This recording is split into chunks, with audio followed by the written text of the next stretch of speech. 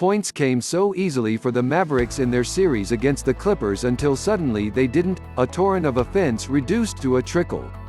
The freewheeling drives of Luka Doncic turned arduous over the last 2 games.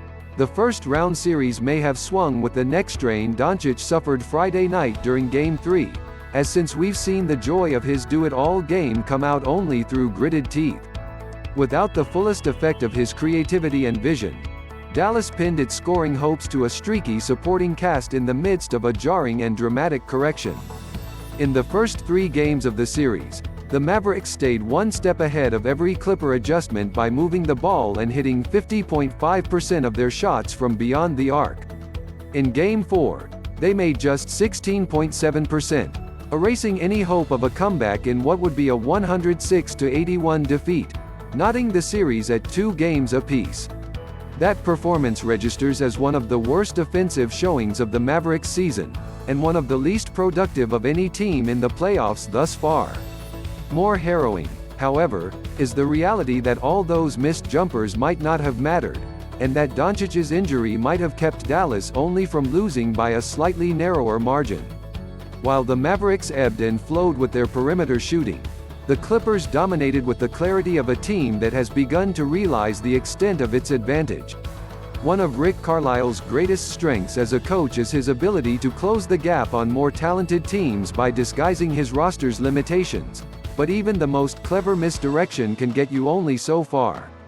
The Mavs' best chance at an upset bid in this series was to hold the Clippers at bay just long enough to overwhelm them. That formula built Dallas a 2-0 series lead and a double-digit advantage in Game 3 before it all fell apart.